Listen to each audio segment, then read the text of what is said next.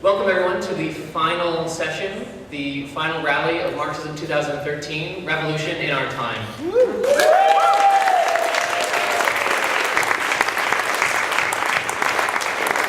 We've had a lot of great speakers and guests who give presentations this weekend, so if you could all give a round of applause to all the amazing panelists.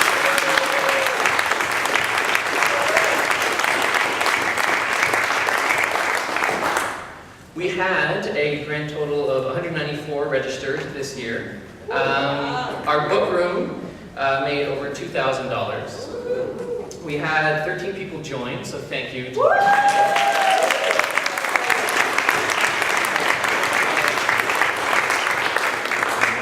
For Ron Plain, we raised roughly $650.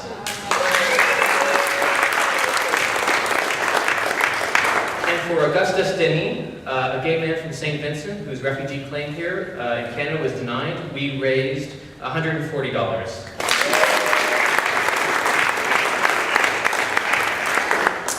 For our fund drive, we are now at $11,690 raised. Thank you so much. We will be passing the bucket around again, so if you are still feeling generous, then feel free to chip in. At least leave yourself enough for bus fare and whatever. For our closing rally, our first speaker, coming to us via Skype from Egypt.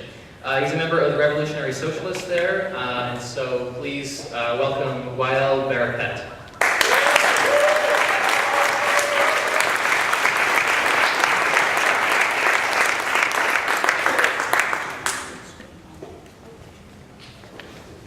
Skype is ready.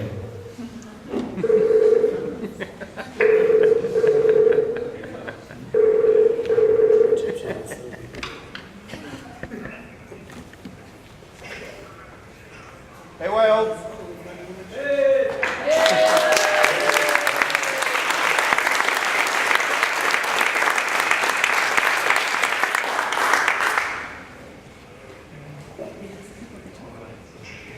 Go ahead. I'm afraid of the internet connection is not going so good.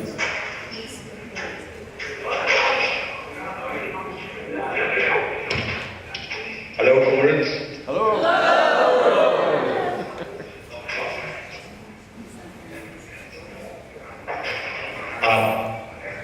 First of all, I'm thank you very much for being with you today. And I would like actually to be physically with you in Toronto right now. Actually, what I feel, we have just finished the stand against the whatever the torture has been done from the police in Turkey for the Turkey people.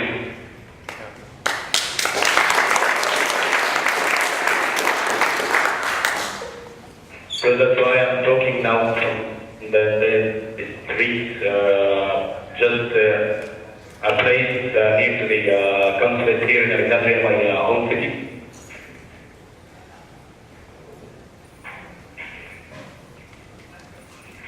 And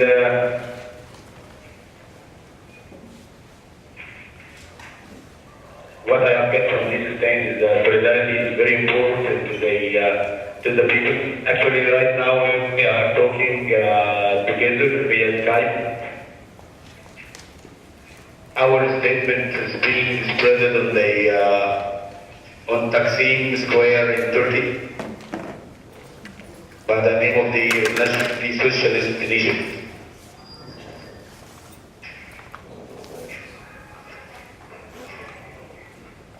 And so the solidarity is very important for all of us, and for supporting and backing up all the international revolution everywhere to spread our the revolutionary socialists, internationalists. And finally, I have to say our historical crisis is the revolutionary leadership what we have. So we have all together make sure we have a good revolutionary leadership, can gathering all the classes, all the struggling classes in one struggle and spread the word of the humanity. Finally, thank you very much, comrades, and thank you for your support and your keen to be with you, whatever happens. Thank you very much, comrade, and revolutionary solidarity from Egypt.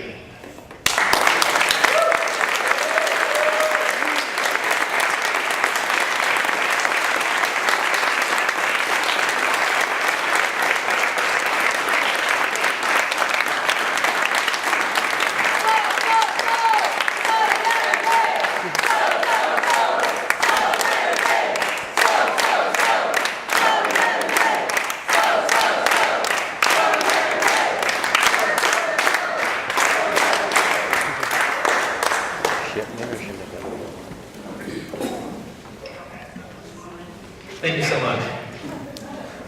Our next speaker was actually my student union president when I went to York University. I'm happy to introduce Krishna Saravanamuthu.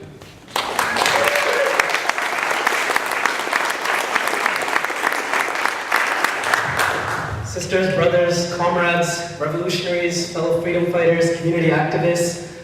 In fact, it was my time during the student movement when my own political consciousness as an activist started to emerge, because it was during that time that I had the opportunity to interact with people like my brother, to interact with people like you here in the audience and on the panel, and I learned that, in fact, when powerful countries, powerful establishments around the world refuse to act against injustice and oppression, the only thing that can make a difference in our world is ever-evolving resistance and solidarity. Solidarity in our communities, solidarities in our country, and solidarity all across the world.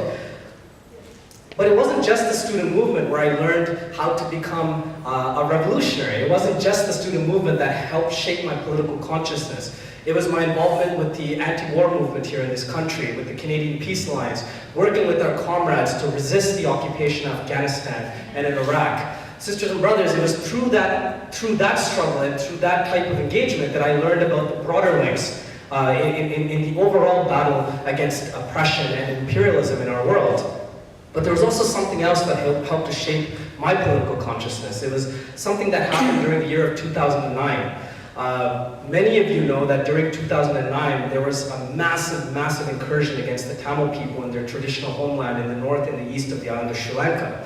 We saw hospitals being bombed. We saw humanitarian operations being bombed. We saw civilians who were supposedly safe in no-fire zones being bombed relentlessly.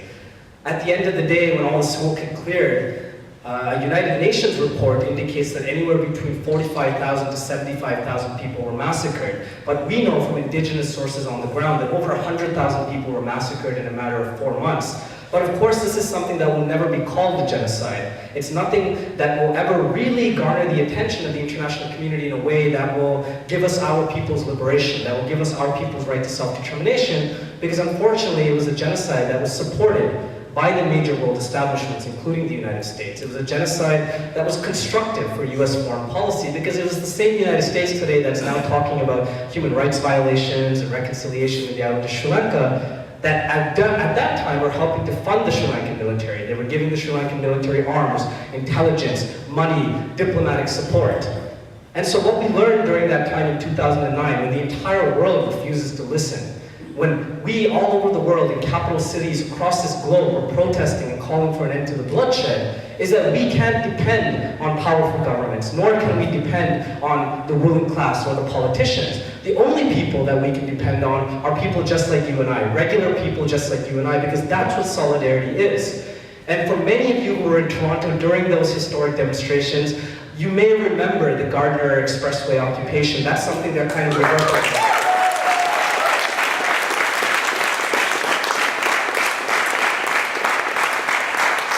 And sisters and brothers, while you remember that occupation, and while that's something that continues to reverberate through your consciousness, for progressives like myself within the Tamil community, what we remember is the solidarity that was extended from you.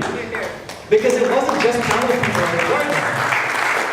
It wasn't just Tamil youth, Tamil students, Tamil workers who were on the Gardner. It was our revolutionary comrades from the anti-war movement, from the labor movement, who were there with us, shoulder to shoulder, resisting against the injustice that was happening against our people in the island of Sri Lanka, and also holding the government here in Canada accountable for their complicity in what was an unfolding genocide. Now, during 2009, we did in fact suffer a massive setback because everything that our people had worked to build from the ground up against injustice, against genocide, was crushed because of international complicity.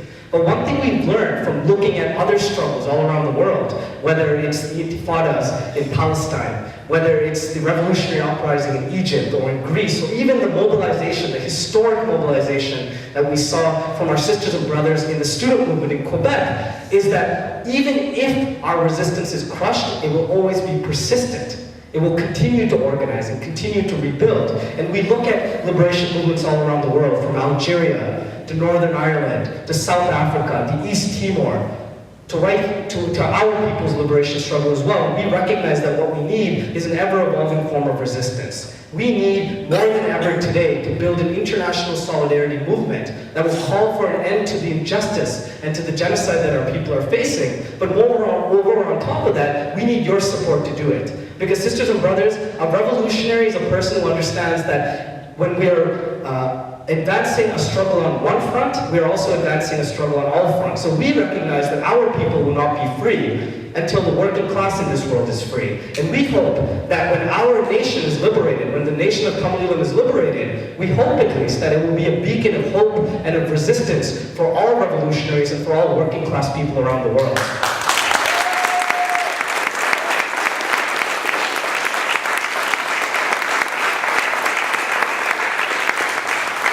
Sisters and brothers, let's continue organizing in our communities, let's continue organizing within this country, because we have a broader fight. We have a fight to build a better world, and that dream is very much alive today. As long as the people in this room hold on to that dream, as long as the people in this room hold on to their convictions and refuse to waver on their principles, we will achieve our goals of a better world. Now, I do have to go a little bit early today, but sisters and brothers, I'm hoping to continue seeing you on the streets and in meetings like this one. Thank you so much for your time.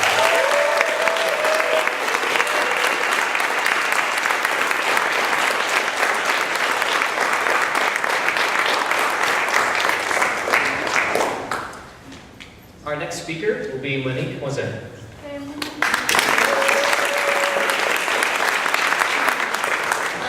Thank you again for having me this year. Maybe I'll be there next year.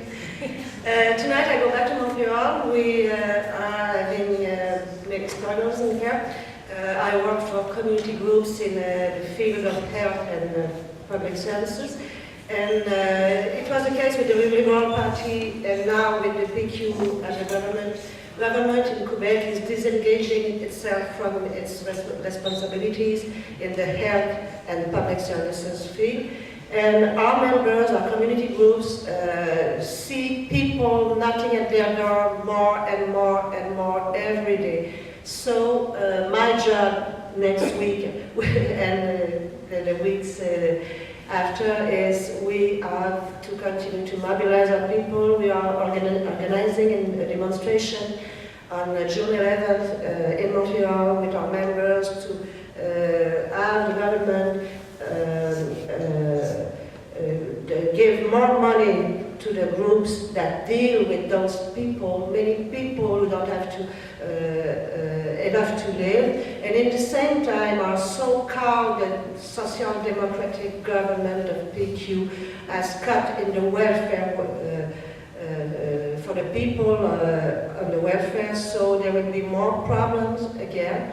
So as I'm leaving, and maybe I will see you next year, I hope that next year we will have another general election in Quebec, maybe at spring. You know, it's a minority government, so it won't last for 4 years. And we are afraid that maybe le bon Dr. Couillard will be the next prime minister after that. It will be liberals again. So 5 struggles for us in the next time. And for our common struggles, surely we have to fight again against our power on many fields, but particularly on the field of unemployment insurance. Those cuts are awful. The east of the country is really affected by that. In Quebec, all the Péninsule Gaspésienne, Île-de-la-Madeleine, people who live from the fishing and tourism are really scared with what will happen with those changes that Harper have made. So I think that we can wish us a really good year of struggles. Thank you.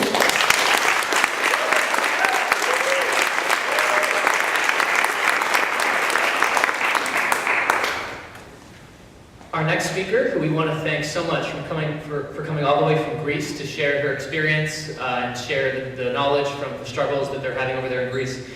Please welcome Dimitra Kyrilou.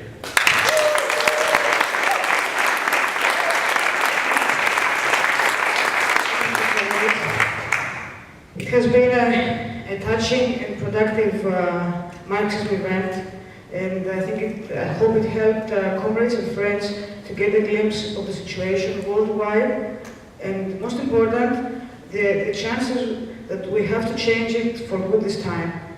I came here actually to share with you the news of the working class resistance in Greece, but I have to admit that I live wiser because I came to know so many things about what's happening here in your country and all the resistance against Canadian imperialism, exploitation, racism, ecological damage, national oppression,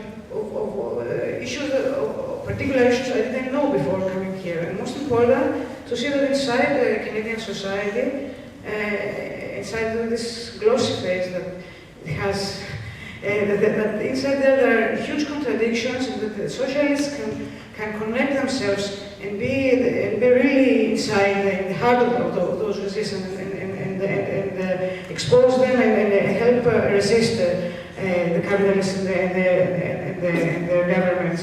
So what I saw in Marxism, there's no great wall to divide what socialists and what people who fight against sexism, national independence. I was really touched to see queer groups fighting not only their own problems but for Palestine. This is a great lesson that I'm taking with me back to my country. So I'd like to come back to the times we're living now have never been like this before. This is it is very vital, and I haven't seen a crisis like this for many decades. And even the think tanks of the capitalists admit that they cannot handle with it. So something this creates political crisis. I heard about the mayor of Toronto and all those stories here, which is something very familiar. This one was actually familiar to me. This political crisis in my country is something unbelievable. With 3 governments in 3 years trying to bring out those nasty projects of austerity and victimizing people for the economic crisis and making them pay. So the lesson in Greece is that we have to continue our resistance and our fight, because we know that crisis does not lead to revolution automatically. The contrary, if we don't organize the resistance to it and support to the working class to overthrow capitalism, then maybe the opposite happens, and this is a bitter lesson from history. So for us, Greece, in Greece, it's what I can promise you is that we will continue no matter. I feel it's for us. It's either us or them. This is one slogan we have in the country. So our organization is very much in the resistance of the people there and trying to politicize and give prospect. So I end by saying that I wish to organization here in Canada to continue all the good work I have seen those 3 days of bringing together the struggles and also giving them prospect and politics, bringing politics into this until we manage to victories and manage to get rid of capitalism, which is behind that. So thank you very much.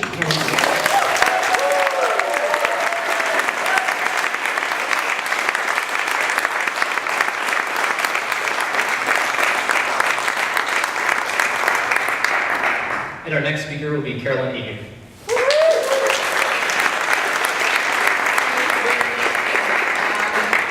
I want to start by telling you, some of you know, I just came from the funeral of Henry Morgenthaler. And I think, as all of you know, he died a few days ago. It was a small funeral. I was very privileged to be part of it. But I want to say it was such an inspiring event. I think we all know the struggle that he was a part of in this country.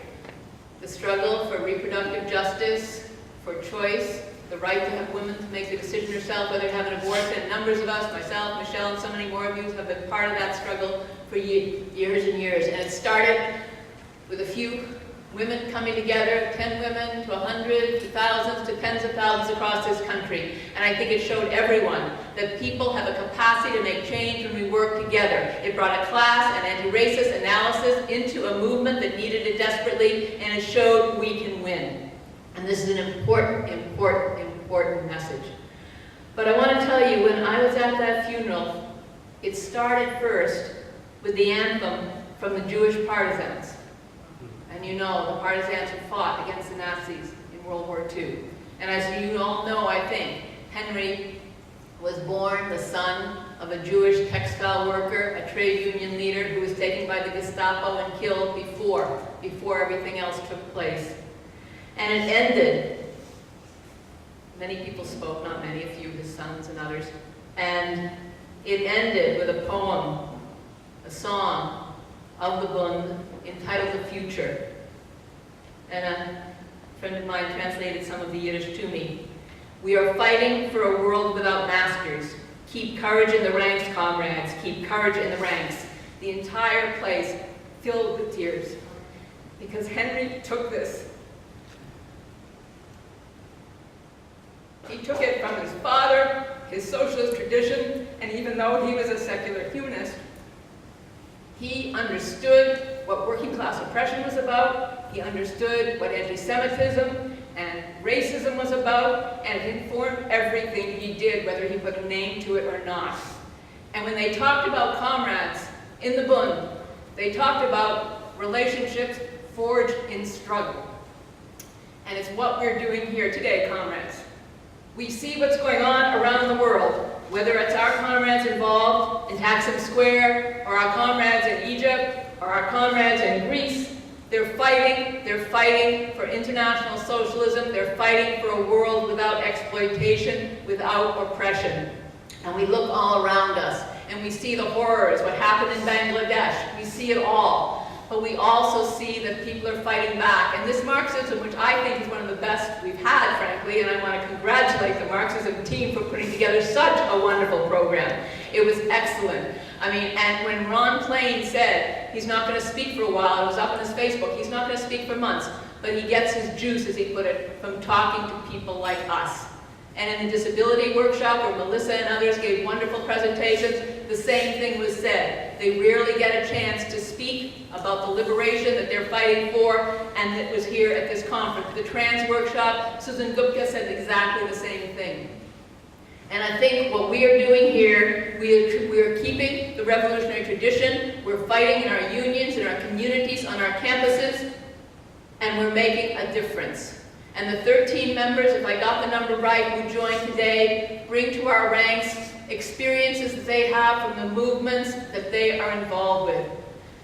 And I just think that the challenges that are out there are harsh. As you explained in Greece, we have Benoit and Monique here talking about what's going on in Quebec Solidaire and what they're struggling for. I saw the statement today that Françoise David put out on Henry Morgentaler. And this has gone across the world. The Herald Tribune International, the New York Times, the struggle that we in Canada were able to forge, understanding why women's oppression is so important to fight against in all its aspects, and we are doing that. So what I just want to end by saying, going back to those words of the Jewish Bund, keep courage in the ranks, comrades, keep courage in the ranks, because a better world will come. That is our motto, that's what we're fighting for, and I think this Marxism today has brought us a step forward. Thank you so much.